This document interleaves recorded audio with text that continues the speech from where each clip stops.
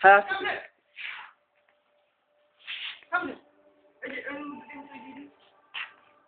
হ্যাঁ কোনটা?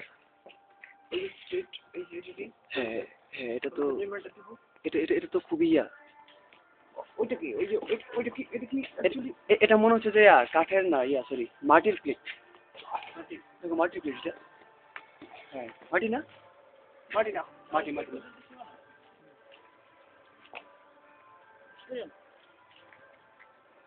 অভিযাত্রী দল ছুটেছে মুক্তাগাছার ঐতিহ্যবাহী রাজবাড়ি পর্যবেক্ষণের জন্য, স্থাপত্য চিত্র তুলে ধরার জন্য। এখানে প্রতিদিন অসংখ্য পর্যটক আসে তা দেখার জন্য এবং বিস্ময়কর অভিজ্ঞতা নিয়ে তারা ফিরে যায় এই ঐতিহাসিক রাজবাড়ি। দেখা যায় এটা কি এখন একটা কক্ষ দেখতে পাচ্ছি। কক্ষটা কিসের? হ্যাঁ আপনারা দেখতে পাচ্ছেন। ও এটা তো পায়খানা। এটা পায়খানা একটা অংশ। না সরি এখানে থাকা ঠিক হবে না, বেরিয়ে আসুন সবাই।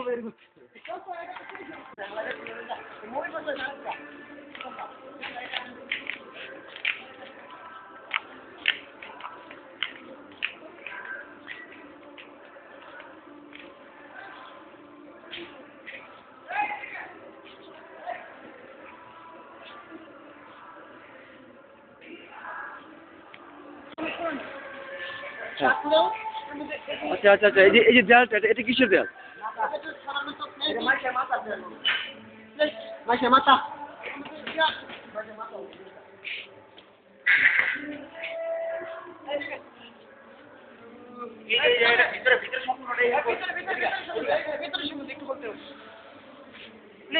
এটা ভিতরে কি?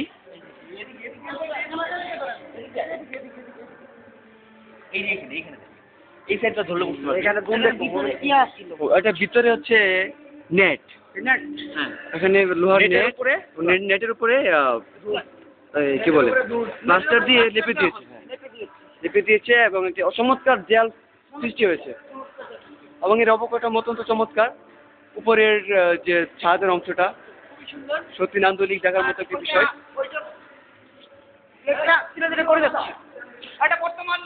এটা বর্তমান প্রযুক্তিকে হার মানিয়েছে। অবশ্যই অবশ্যই অ্যাবসলিউটলি রাইট। এই ধরনের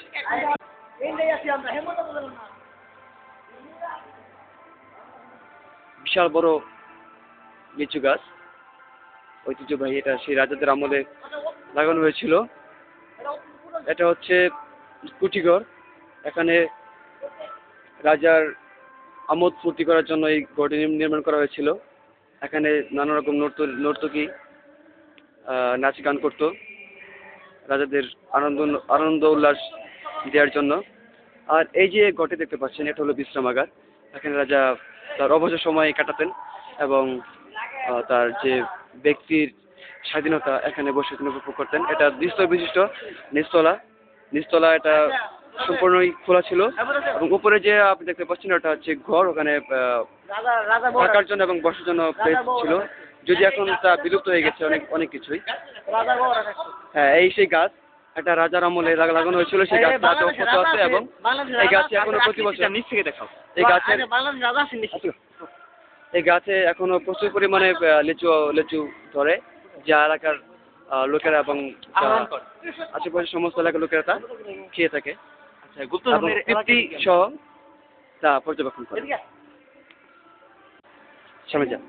সুপ্রিয় দর্শক, এখন আমরা এমন একটি জায়গায় ঢুকছি যা এখানকার পরিবেশ অত্যন্ত শীতল এবং খুব ঠান্ডা, গুহার মতো একটা দেখতে। আপনারা দেখতে পাচ্ছেন যে আমরা ভিতরে ঢুকলাম। এখানে আপনারা দেখতে পাচ্ছেন যে একটা ঘর। এটা হচ্ছে সিঁড়ি, উপর দিয়ে ওঠা যায় দ্বিতীয় তলায় এবং এই সাইডটা পুরোটাই খালি অন্ধকার আচ্ছন্ন। আমরা আসলে চালুতে এটা একটি কক্ষ, বিশাল একটা কক্ষ, যার উপরে আরো একটি কক্ষ ছিল দ্বিস্তর বিশিষ্ট, কিন্তু উপরের যে স্ল্যাবগুলো এখন আর নেই, কালের ঘরে বিলীন হয়ে গেছে স্ল্যাব। আপনাদের মুমিন ভাই, এটা ছিল কারাগার। আমরা বর্তমানে যেখানে আসছি এই সেই কারাগার। এখানে বন্দীদের আটকে রাখা হতো, অপরাধীদের এখানে ভিতরে আটকে রাখা হতো এবং স্থাপত্যবিদ্যা এইখানে এটা ছিল মধ্যমঞ্চ। হ্যাঁ,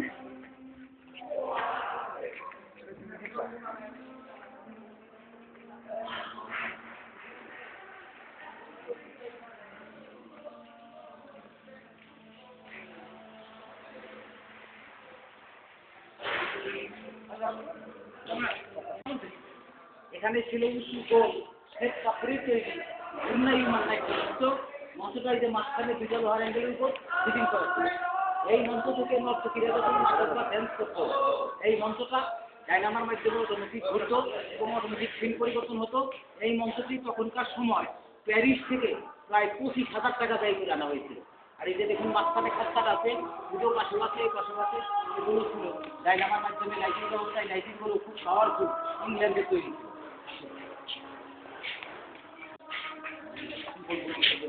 সামনে যাও, সামনে। বলবো বাবা তোমাদের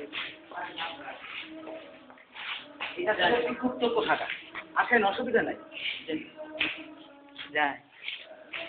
চলো।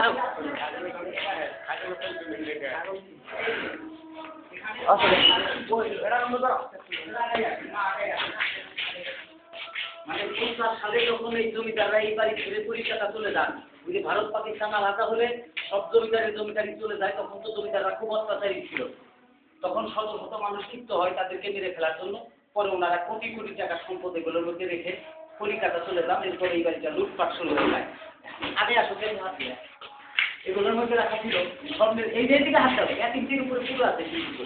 এগুলোর মধ্যে রাখা ছিল স্বর্ণের মূর্তি, হীরার মূর্তি, কষ্টি পাথরের মূর্তি, স্বর্ণের পুতুল, স্বর্ণের প্লেট, স্বর্ণের অলঙ্কার দিয়ে ভর্তি করে যে প্রত্যেকটা সিন্ধুকে 3টা করে তালা মারা ছিল এবং প্রত্যেকটার পাশাপাশি লোহার গেটও ছিল। এই বাড়ির মালামাল নিয়ে বলতে দেখার অনেক লোকই কোটি কোটি টাকা মানে। তখন প্রশাসনের বড় পুরাটাই এসি। আপনারা চৈত্র মাসের দুপুর টাইমে যত গরমের মধ্যে সেই ঘরে দাঁড়াবেন, আপনাদের অটোমেটিক ঠান্ডা এবং বাতাস লাগবে। এই ঘরের দোতলায় মহারাজ এবং রানী এসে মাঝে মাঝে থাকতেন, কিন্তু মহারাজ এবং রানী বেশি থাকতেন বর্তমানে আপনাদের ময়মনসিংহ বিএড কলেজ বা মহিলা টিচার ট্রেনিং কলেজ, যেটা ওইটা ছিল ওনার বাগানটা।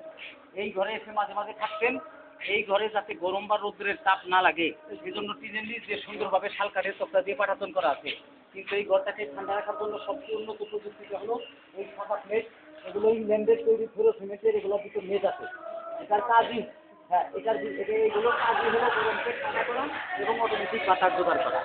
আর এই ঘরগুলো জাপান থেকে কারিগর এনে তখন বানানো হয়।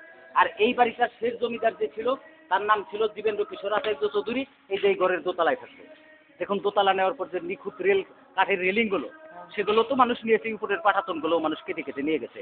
ইংল্যান্ড কত উন্নত ছিল, ওই যে বিম থেকে ছবি নিতে পারেন, দেখুন প্রত্যেকটা বিমের গায়ে লেখা আছে Fordingham iron and steel company limited, England.